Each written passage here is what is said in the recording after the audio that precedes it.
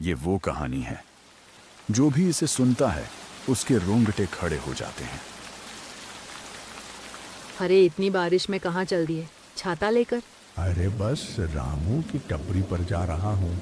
घर में बैठे बैठे मन अजीब सा हो रहा है। कम से कम आज तो मत जाइए, आज अमावस की रात है। अमावस की रात है? हाँ मुझे मालूम है। तो ये भी याद होगा 30 साल पहले आपके साथ क्या हुआ था। अरे हाँ हाँ सावित्री, मुझे अच्छे से याद है। मैं बस यहीं जा रहा हूँ, गांव के बाहर नहीं जा रहा। नहीं, आज मत जाइए, मेरा जी घबरा रहा है। एक तो अमावस की रात, ऊपर से आपकी तबीयत भी खराब है। अरे सावित्री तुम भी ना, तुम फिक्र मत करो, 2 घंटे में आ जाऊंगा। ठीक है, जा रहे हैं तो जल्दी आ जाइएगा। अरे सावित्री तुम भी ना, तुम फिक्र मत करो, 2 घंटे में आ जाऊंगा। रमेश चाचा चाय की टपरी पर जाने के लिए अंदर ही अंदर बेचैन हो रहे थे, लेकिन उनकी पत्नी को बिल्कुल भी पसंद नहीं था कि वह आज की रात कहीं बाहर जाए। फिर भी रमेश चाचा जैसे तैसे अपनी पत्नी को समझाकर चाय की टपरी की ओर निकल पड़े, जहां उनके कुछ साथी उनका इंतजार कर रहे थे। भले ही उम्र में वे उनसे छोटे थे, फिर भी रमेश चाचा उन्हीं के साथ उठना बैठना पसंद करते थे। ये वही है जो चाचा का आने का काफी देर से इंतजार कर रहे हैं। अरे यार, चाचा कहाँ रह गए? उनके बिना तो आजकल अकेले बैठने में मज़ा ही नहीं आता। सही कहा महेश, इस समय तक तो चाचा आ जाते हैं, आज पता नहीं कहाँ रह गए। एक काम करते हैं, उनके घर ही चलते हैं। मैं नहीं जा रहा। पिछली बार याद है ना क्या हुआ था, उनकी बीवी कितना गुस्सा कर रही थी। सही कहा भाई, लगता है आज चाचा के बिना ही बैठना पड़ेगा। दोनों रमेश चाचा का इंतजार कर रहे थे। तभी कुछ देर बाद रमेश चाचा आते हुए दिखाई दिए। वो देख, चाचा आ गए। अरे हाँ, ये तो रमेश चाचा हैं। अरे चाचा, हम दोनों को तो लगा था कि आप आओगे ही नहीं। हाँ चाचा, आपके ही बारे में बात चल रही थी अभी। अरे बारिश की वजह से लेट हो गया। कोई नहीं चाचा, आप बैठिए। आप जैसे ही आते हो अलग ही माहौल बन जाता है। महेश चाचा वहां बैठते हैं और बातों का सिलसिला शुरू हो जाता है। चाय की टपरी पर अचानक माहौल शांत हो गया। सभी की नजरें रमेश चाचा पर टिक गईं और बारिश की आवाज के बीच उनकी कहानी शुरू होने ही वाली थी। आज किसकी बारी है कहानी सुनाने की? भूल गए चाचा, आज रविवार है, आज कहानी आप सुनाओगे। अच्छा, आज मेरी बारी है क्या? दरअसल आजकल दिमाग काम नहीं कर रहा है। कोई नहीं चाचा, सुनाओ सुनाओ, आज तो अलग ही माहौल है। हाँ हाँ, सुनाता हूँ। ये कहानी उस समय की है जब मेरी उम्र करीब 17 साल की थी। उस दौर में मुझे चिकन मटन खाना बहुत पसंद था। मेरी माँ दूसरे कमरे में सो रही थीं और शाम के करीब 6 बज रहे थे। माँ, उठो, मुझे भूख लगी है। माँ की नींद खुलती है। क्या हुआ बेटा? माँ, बहुत तेज भूख लग रही है। अच्छा रुक, कुछ बनाती हूँ खाने को। अरे माँ, आज मेरा मन सब्जी रोटी खाने का नहीं है, आज चिकन बना दो। बेटा आज तो अमावस की रात है, आज के दिन मांस नहीं खाते। आज ही मन कर रहा है खाने का, बना दो ना। अरे बेटा कल खा लेना, आज रात को बाहर नहीं निकलते मांस लेने।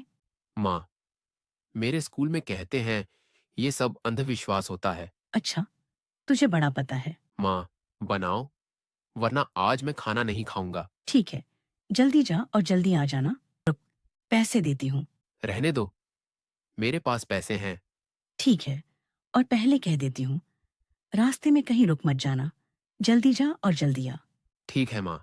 माँ के मानते ही मैं बहुत खुश हो गया और खुशी खुशी निकल पड़ा। लेकिन मुझे क्या पता था कि मेरे साथ कुछ ऐसा होने वाला है। फरवरी का महीना था, हल्की हल्की ठंड पड़ रही थी और सर्दियां खत्म हो को थीं। मैं गांव के रास्ते से चलता जा रहा था, ठंडी हवा चल रही थी। तभी रास्ते में मेरे स्कूल का एक साथी दिखाई दिया। उसे देखकर मैं रुक गया। अरे महेश, तू कहाँ जा रहा है शाम को? अरे कुछ नहीं विवेक यार, बस आज चिकन खाने का मन कर गया है, लेने जा रहा हूँ। वाह भाई वाह, अपने भाई को नहीं खिलाएगा क्या? अरे भाई, कैसी बात कर रहा है, घर चल खिलाता हूँ। अरे ना भाई ना, मैं तो मजाक कर रहा था। अरे हाँ भाई, तू स्कूल क्यों नहीं आया था आज? अरे यार, आज खेतों में कुछ काम था, पापा किसी काम से बाहर गए हैं, अच्छा भाई। कल आऊंगा भाई। हाँ भाई, कल आ जियो। कल सभी बच्चों का आना ज़रूरी है। कल क्या है? भाई कल सर टेस्ट लेंगे, कल आना ज़रूरी है। अच्छा भाई, मैंने तो कुछ पढ़ा ही नहीं है। अरे भाई, मैंने कौन सा कुछ पढ़ा है। बताना, किस चीज का टेस्ट लेंगे? मैं ये बात भूल गया था कि माँ मेरा घर पर इंतजार कर रही है। मैं विवेक के साथ बातों में लग गया और स्कूल के बारे में पूछने लगा। देखते देखते रात हो गई। हे भगवान, इतनी जल्दी रात हो गई। और क्या भाई, इन दोनों रात काफ़ी जल्दी हो जाती है। चल ठीक है भाई, मैं तुझे कल स्कूल में मिलता हूँ। ठीक है भाई, कल स्कूल में मिलते हैं। मैं वहां से जल्दी कसाई की दुकान की ओर निकला। चारों तरफ अंधेरा ही अंधेरा था। मैं घबराने लगा था कि पता नहीं अब माँ क्या बोलेगी। धीरे धीरे ठंड का एहसास भी ज्यादा होने लगा था। जब मैं कसाई की दुकान पर पहुंचा तो देखा कि दुकान बंद हो चुकी थी। रात काफी हो चुकी थी। उस समय करीब रात के 8 बज रहे थे। गांव में 8 बजे का मतलब होता है कि रात काफी गहरी हो चुकी है। चारों तरफ अंधेरा ही अंधेरा था और मेरे हाथ में टॉर्च भी नहीं थी। अरे यार, अब तो दुकान भी बंद हो गई है। अब क्या करूं? मन भी खाने का कर रहा है। चारों तरफ अंधेरा ही अंधेरा था और मेरे हाथ में टॉर्च भी नहीं थी। एक काम करता हूँ, उसके घर ही चला जाता हूँ, पास में ही तो है। मैंने अपने कदम तेज कर दिए, लेकिन गांव के ये अंधेरे रास्ते अचानक और भी डरावने लगने लगे। जैसे ही मैं दुकान से दूरी बढ़ाने लगा, मुझे एक आवाज सुनाई दी। मैं उसके घर जाने लगा। मैं कई बार अपने पिताजी के साथ उसके घर आ चुका था जब दुकान बंद रहती थी, लेकिन आज पिताजी साथ नहीं थे और ऊपर से रात का समय था। मैंने हिम्मत करके उसके घर गया। मुझे समझ नहीं आ रहा था कि ये उसी का घर है या नहीं। एक पल के लिए ऐसा लगा कि कहीं ये किसी और का घर तो नहीं। फिर मैंने जैसे तैसे आवाज लगाई। कुछ देर बाद दुकान वाला चाचा बाहर निकल कर आए। कुछ देर तक वो मुझे ध्यान से देखते रहे, जैसे उनकी निगाहों में कुछ छुपा हुआ डर या चिंता थी। फिर वो मेरे पास आए। क्या हुआ बेटा, इतनी रात को क्यों आवाज लगा रहे हो? मुझे चिकन चाहिए था। अरे बेटा, इतनी रात को आए हो लेने? हाँ चाचा, बस लेट हो गया। अब क्या करूं? आपकी दुकान से होकर आया हूं। अच्छा, वो तो मैंने 6 बजे ही बंद कर दी थी। तुम्हारे पिताजी कहाँ हैं? वो किसी काम से बाहर गए हैं। अच्छा, आएंगे तो बोल देना, एक बार आकर मुझसे मिलें। ठीक है चाचा। बेटा, चिकन तो कटा हुआ नहीं है, बना हुआ है, मैं पैक करके लाता हूँ। अरे कोई नहीं चाचा, रहने दो। अरे बेटा, इतनी दूर आए हो, अब लेकर ही चले जाओ, तुम यहीं रुको। ठीक है चाचा। वो अंदर गए और मेरे लिए बना हुआ चिकन पैक करने लगे। वो चाचा मेरे पिताजी के अच्छे दोस्त थे, इसलिए जब भी उनके घर जाता था तो खिला देते या पैक करके दे देते थे। बेटा, इतनी रात को जाओगे? मौसम भी खराब हो रहा है काफी। हाँ चाचा, जाना पड़ेगा ना, घर पर इंतजार कर रही होगी।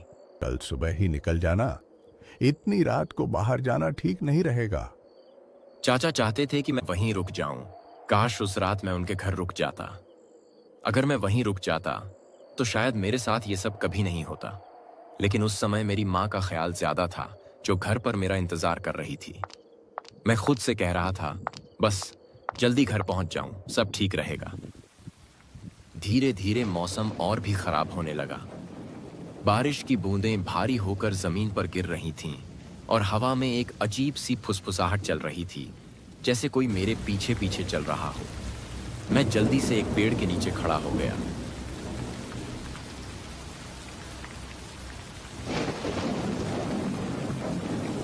हे राम, अब तो कीचड़ से सारे रास्ते खराब हो गए होंगे।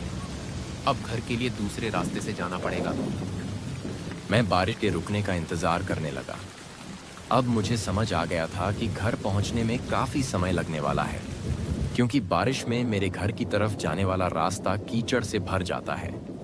इसलिए हमें अक्सर दूसरा रास्ता अपनाना पड़ता था, जहां कीचड़ कम होता था।